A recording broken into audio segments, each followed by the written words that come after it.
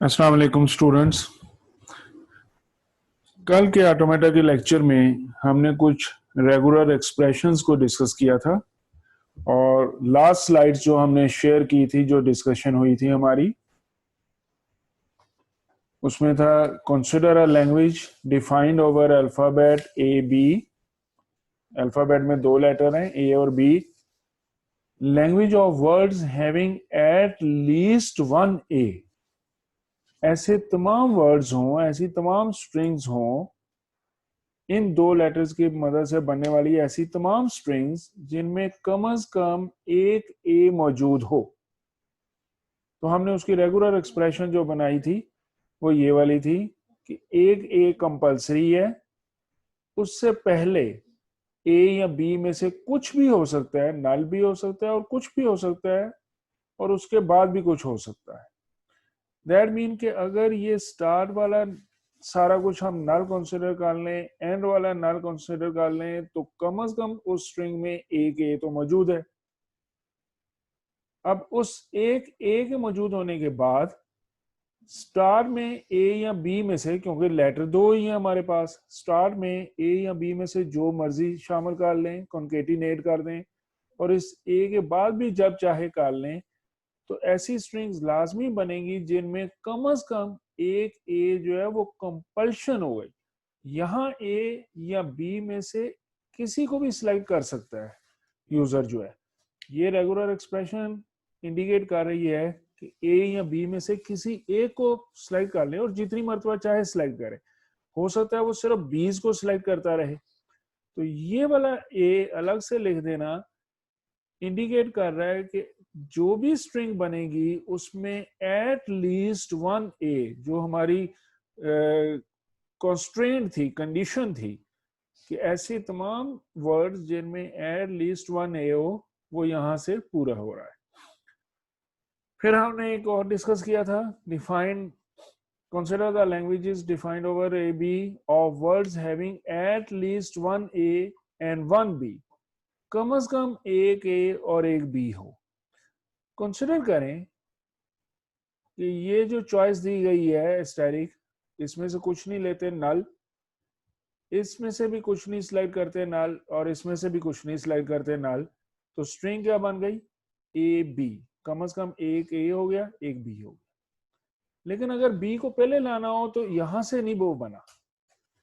उसके लिए ये हो गया कि ये पहले वाले हिस्से को बेशक नल कंसिडर कर लें, दूसरे में से भी कुछ ना लें, नल कंसिडर करें, तीसरे स्टैटिक में से भी कुछ ना लें, नल कंसिडर करें, लेकिन जो स्ट्रिंग बाकी बच गई उसमें बी और ए, बी पहले और ए बाद में है।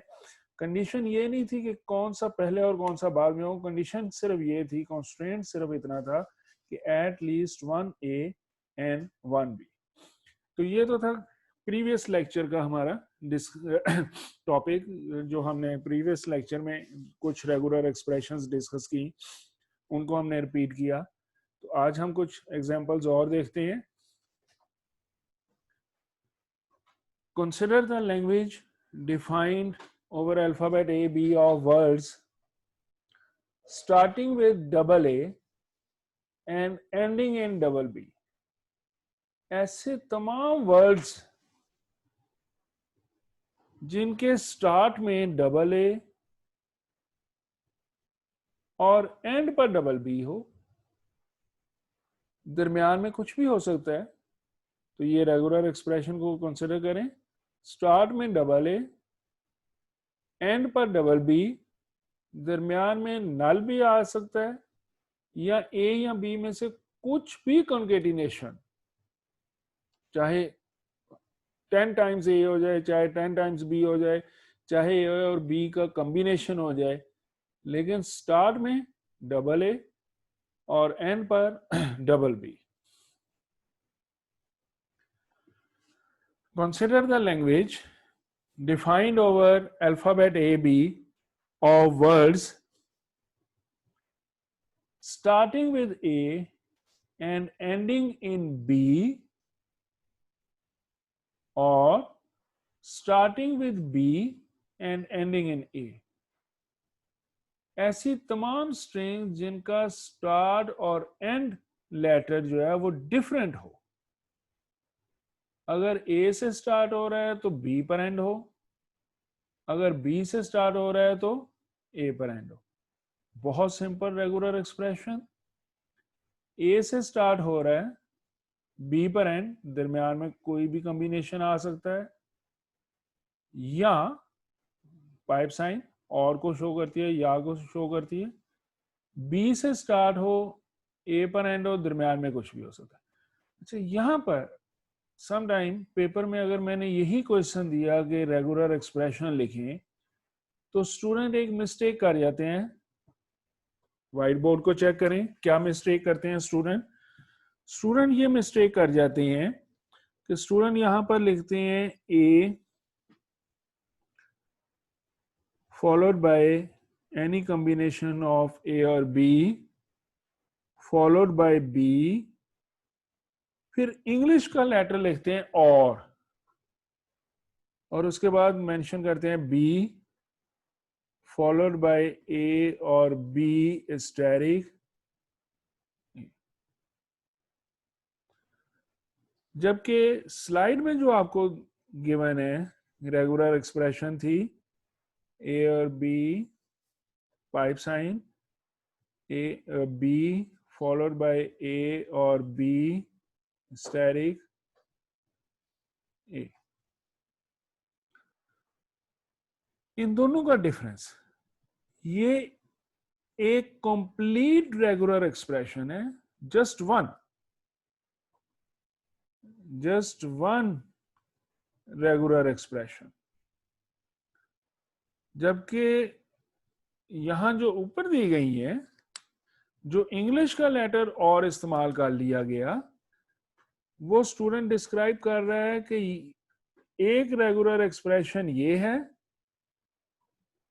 और एक रेगुलर एक्सप्रेशन ये है। वो कह रहा है कि ये दो जवाब हैं, या ये वाला जवाब सही है या ये वाला जवाब सही है।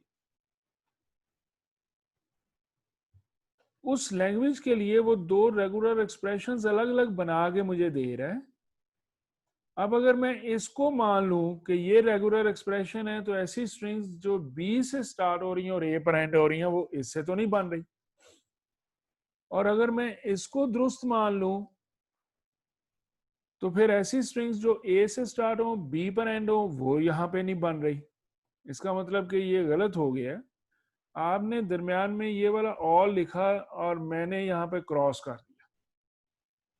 तो इस बात का ख्याल रखिएगा कि आपने पाइप साइन कहाँ पे यूज करना है। ये पाइप साइन रेगुलर एक्सप्रेशन का पार्ट है, हिस्सा है। ये वाला और लिखा हुआ है, ये इंग्लिश का लेटर है, और जो शो कर रहा है कि आप कह रहे हैं एक रेगुलर एक्सप्रेशन ये, दूसरी रेगुलर एक्सप्रेशन ये। तो पेपर में ऐसी गलतियों से बचिएगा, उस पर आपके मार्क्स कम हो जाते हैं। नेक्स्ट एग्जांपल देखते हैं। Consider the language defined over alphabet A b और वर्ड्स बिगिनिंग विद ए। ये तो बहुत सिंपल हो गया आपके लिए। प्रीवियस एग्जांपल अगर ये थी कि beginning with A and ending in b, अब तो कंडीशन और कम हो गई है, कंस्ट्रेंट कम हो गया। बिगिनिंग विद ए, स्टार्ट में ए होना चाहिए उसकी रेगुलर एक्सप्रेशन। ये वाली रेगुलर एक्सप्रेशन को जहन में रखें, वर्ड्स बिगिनिंग विद ए। और मैं आपको प्रीवियस स्लाइड्स पर एक और एग्जांपल दिखाता हूं। यहां पर क्या कहा गया था, words having at least one A. Condition ये नहीं थी कि वो ए जो है वो स्टार्ट में हो, बिगिनिंग स्ट्रिंग्स बिगिनिंग विद ए नहीं कहा गया। यहां पर ये कहा गया ए मौजूद होना चाहिए। वो स्टार्ट में भी हो सकता है, वो एंड पर भी हो सकता है, वो दरमियान में भी कहीं हो सकता है, उसकी रेगुलर एक्सप्रेशन। और जब कहा जाए कि स्टार्टिंग विद ए, उसकी रेगुलर एक्सप्रेशन, ये दोनों एक दूसरे से डिफरेंट है। क्योंकि दोनों लैंग्वेजेस भी एक दूसरे से डिफरेंट है। जो स्ट्रिंग्स जनरेट हो रही हैं, वो दोनों लैंग्वेजेस में जो स्ट्रिंग्स बन रही हैं, वो एक दूसरे से डिफरेंट है। आप यूं कह सकते हैं कि इस लैंग्वेज की बनने वाली स्ट्रिंग्स प्रीवियस स्लाइड्स में जो लैंग्वेज कहा गया था उसका सबसेट हो सकता है। इस रेगुलर एक्सप्रेशन से जो स्ट्रिंग्स बनेंगी वो ज्यादा बनेंगी, उनमें से एक पार्ट को यहां पर कहा गया है कंस्ट्रेंट बदल देने से। Next one, consider the language defined over alphabet A B of words beginning and ending in same letter. ये दो आपस में, जो प्रीवियस स्लाइड पर एक एग्जांपल कही है वो, और जो अभी मैं कह रहा हूं, ये दोनों आपस में थोड़ी सी कंफ्यूजन रखती हैं। जब हमने कहा start with A and end in B और start with B and ending in A, strings starting and ending with different letters, तो रेगुलर एक्सप्रेशन ये हो गई। और जब हम कह रहे हैं कि starting and ending with same letter, जरा व्हाइट बोर्ड पर आ जाएं, मैं थोड़ा सा बिगर वन लिखता हूं ताकि आपको वीडियो देखने में कोई प्रॉब्लम ना हो।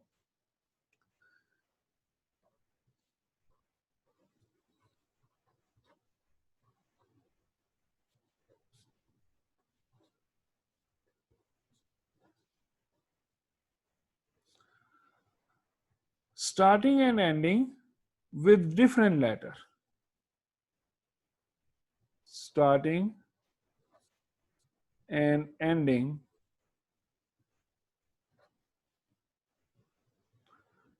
in different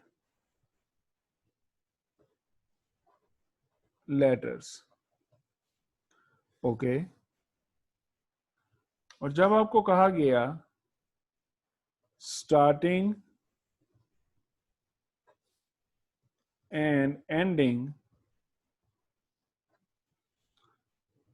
in same letter,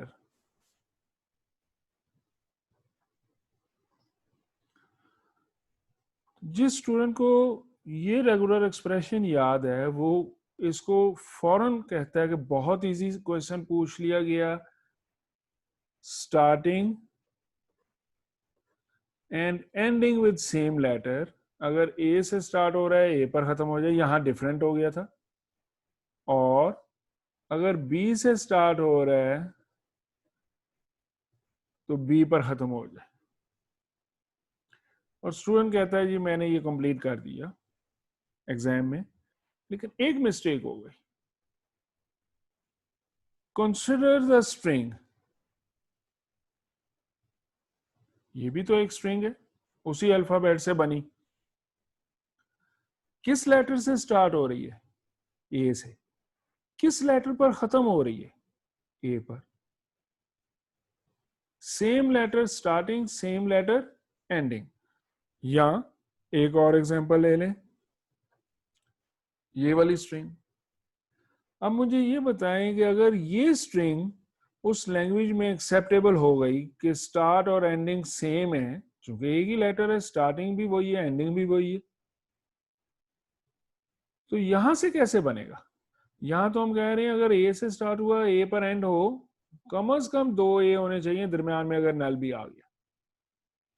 अगर बी से स्टार्ट हुआ बी पर एंड हो, दरमियान में नल भी कंसिडर कर लें, कम से कम 2 बी होने चाहिए। तो सिंगल ए और सिंगल बी वो तो हमारे इस रेगुलर एक्सप्रेशन में अभी जनरेट नहीं हो रहे, लिहाजा एक और रिक्वायरमेंट थी कि ए और बी ये भी इसका हिस्सा है। इसके गिर्द आप चाहे वो पैरेंथेसिस यूज कर लें या ना करें, दोनों तरह ठीक है। स्लाइड्स में उसने पैरेंथेसिस यूज की हुई है। तो मेन इसमें जो याद रखने वाली चीज है वो रेगुलर एक्सप्रेशन में इस सिंगल ए और बी को शामिल करना भी जरूरी है। अमूमन ये मिस्टेक हो जाती है। होप आपकी अंडरस्टैंडिंग डेवलप हो गई होगी। नेक्स्ट देखते हैं क्या स्लाइड दी गई है। Consider the language defined over alphabet A, B of words ending in B. Okay, ये स्लाइड भी दो लैंग्वेजेस जो यहां पर डिस्कस की गई हैं बहुत इंटरेस्टिंग है। चेक करें, वर्ड्स एंडिंग इन बी हर स्टूडेंट बहुत इजीली बना लेगा कि एंड पर बी लिख दिया। जैसे हमने कहा था starting with A, starting with A कहा था, words beginning with A start में ए लिख दिया और followed by asterisk clear of A और बी। जब हम कह रहे हैं वर्ड्स एंडिंग इन बी, इसका मतलब एंड पर बी लगा दें, उससे पहले कुछ भी हो सकता है, any number of a's, any number of b's, कुछ भी हो सकता है, एंड पर बी होना चाहिए। Okay. Of words not ending in A. अब लैंग्वेज की वर्डिंग चेंज कर दी है। यहां कहा गया है वर्ड्स एंडिंग इन बी, ऐसे वर्ड जिनके एंड पर बी लाजमी हो। वर्ड्स नॉट एंडिंग इन ए, ऐसे वर्ड्स जिनके आखिर में ए नहीं होना चाहिए। और याद रखें हमारे पास लेटर सिर्फ दो ही हैं। इस अल्फाबेट में हमने c d e f g h वो नहीं डिस्कस किया, लेटर सिर्फ हमने दो ही गए। और जब ये कहा गया वर्ड्स नॉट एंडिंग इन ए, ऐसे वर्ड्स जिनके आखिर में ए ना हो, तो ऑब्वियसली जिनके आखिर में ए ना हो वो क्या होना चाहिए, आखिर में बी होना चाहिए।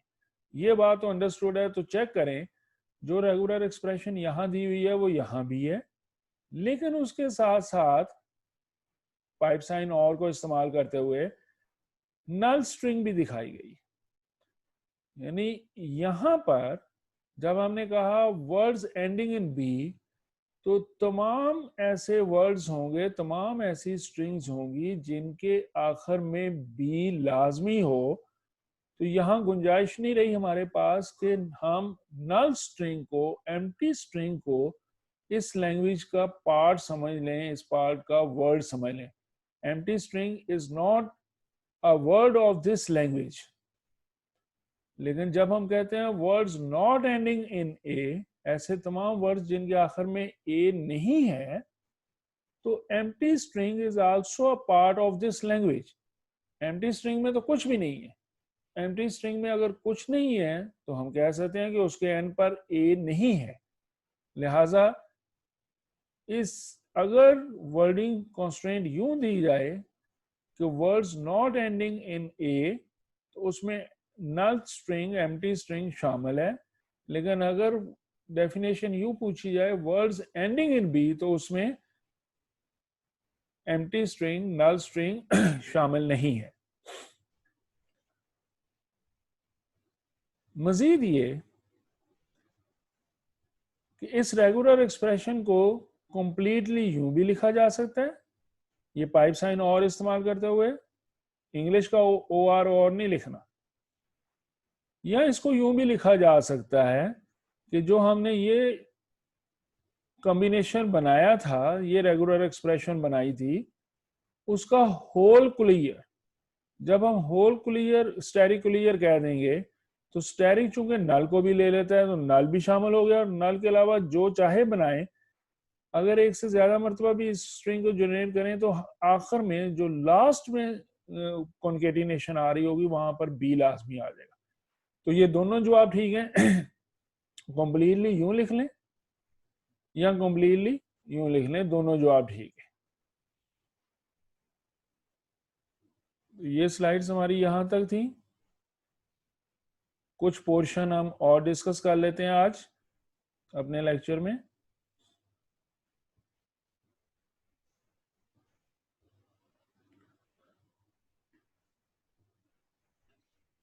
Okay, language of strings defined over alphabet A, B, having even number of A's and even number of B's. A's की तादाद even, 0 is a even number. ये भी हो सकता है कि स्ट्रिंग ऐसी हो कि कोई ए नहीं है। Even number of A's and even number of B's, कुछ स्ट्रिंग्स दिखा भी दी गई हैं, कुछ वर्ड्स दिखा भी दिए गए हैं। Null string, number of A's 0, number of B's 0, तो नंबर ऑफ A's भी इवन है, नंबर ऑफ B's भी इवन है। डबल ए, ऐसी स्ट्रिंग जिसमें नंबर ऑफ A's इवन है, नंबर ऑफ B's कितने हैं, 0, 0 is even number, number of B's भी इवन है। डबल बी, ऐसी स्ट्रिंग है जिसमें बी तो नजर आ रहे हैं कि 2 हैं and 2 is an even number, ए नजर आ रहा है कोई भी नहीं है, 0, 0 इज एन इवन नंबर, ये स्ट्रिंग भी एक्सेप्टेबल है।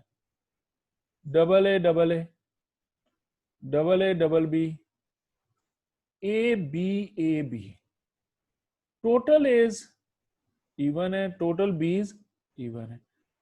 तो सीक्वेंस चेंज होता जाए लेकिन total number of a's and total number of b's even होने चाहिए। तो रेगुलर एक्सप्रेशन क्या हुई, एक पार्ट तो ये हो गया कि डबल ए हो सकता है, ओके, ये वाली स्ट्रिंग बन सकती है पाइप साइन, और डबल बी हो सकता है, ये वाली स्ट्रिंग बन सकती है। डबल ए डबल बी का स्टैटिक, जैसे ये स्ट्रिंग बनी डबल ए डबल बी, या ये स्ट्रिंग बनी double b double a, double a double b का स्टैटिक, उससे पहले कॉन्केटिनेट और करवा दिया ए बी या बी ए, इसमें से एक। अब अगर इसमें से ये हिस्सा ले लूं तो क्या बन गया, एक ए और एक बी। अगर इसको ले लूं तब भी एक बी एक ए, सीक्वेंस चेंज हो रहा है। लेकिन एंड पर भी कंपल्शन कर दी, एक ए एक बी या एक बी एक ए। देखें यहां से ए बी ले लिया, अगर ये स्टैटिक को नल कंसिडर कर लूं, यहां से ए बी और यहां से भी ए बी, तो ये स्ट्रिंग मौजूद है ए बी, जी हाँ ए बी, यहां से बी ए, यहां से भी बी ए, दरम्यान वाले को नल कंसिडर कर रहा हूं बी ए, जी हाँ ये स्ट्रिंग भी मौजूद है, ओके। यहां से ए बी लेकिन यहां से बी ए, तो स्ट्रिंग क्या बन गई, ए बी ए, यहां से बी ए, यहां से ए बी, स्ट्रिंग क्या बन गई, b a B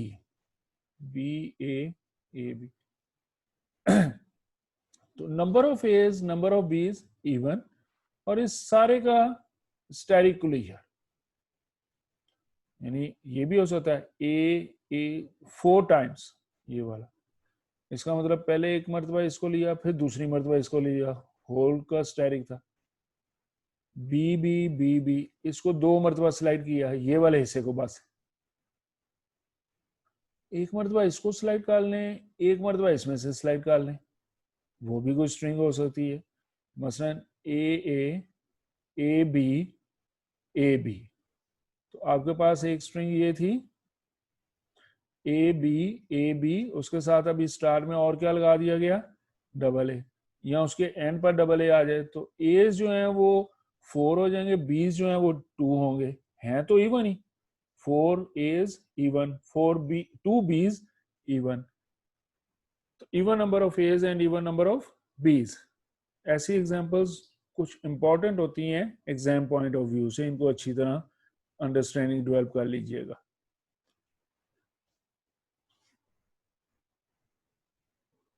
It is important to be clear about the difference of following regular expressions. एक रेगुलर एक्सप्रेशन ये दी गई है ए स्टैटिक बी स्टैटिक, दूसरी दी गई है ए स्टैटिक और बी स्टैटिक होल का, सॉरी ए और बी होल का स्टैटिक, यहां अलग अलग है, ये दोनों एक दूसरे से डिफरेंट है। Here R1 does not generate any string of concatenation of A and B's. Regular expression 1 से जो स्ट्रिंग्स बनेगी उसमें या तो सिर्फ एज होंगे या सिर्फ बीज होंगे, ऐसी कोई स्ट्रिंग नहीं बनेगी जिसमें ए और बी दोनों हो। जबकि रेगुलर एक्सप्रेशन 2 जो है इससे ऐसी स्ट्रिंग्स भी बन सकती हैं जिसमें सिर्फ एज हो, ऐसी स्ट्रिंग्स भी बन सकती हैं जिसमें सिर्फ बीज हो, और ऐसी स्ट्रिंग्स भी बन सकती हैं जिनमें ए और बी दोनों हो, बी स्टार में हो ए बाद में हो, या ए स्टार में हो बी बाद में हो, दोनों भी हो सकते हैं, लेकिन यहां ऐसे नहीं हो सकता। आज के टॉपिक को यहीं तक क्लोज करते हैं। अगेन जिन स्टूडेंट्स ने अभी टॉपिक जो रेगुलर एक्सप्रेशन के लिए वीडियो लेक्चर 1 हमने दिया था वो स्टडी नहीं किया, उसको नहीं देखा है, तो पहले उसको पढ़ें, उसको चेक करें, उसके बाद ये लेक्चर 2 को कवर अप करें। और कोई प्रॉब्लम हो तो आप कमेंट्स में टाइम के साथ मेंशन कर सकते हैं कि लेक्चर में फलां टाइम पर अंडरस्टैंडिंग क्लियर नहीं हो रही, उसको दोबारा डिस्क्राइब कर दिया जाए। थैंक यू स्टूडेंट्स, और नेक्स्ट लेक्चर्स भी आपको जल्दी मिलते रहेंगे ताकि आप कुछ ईद की छुट्टियों में और कुछ फारिग टाइम में इनको अच्छे अंदाज में कवर अप कर सकें। Thank you.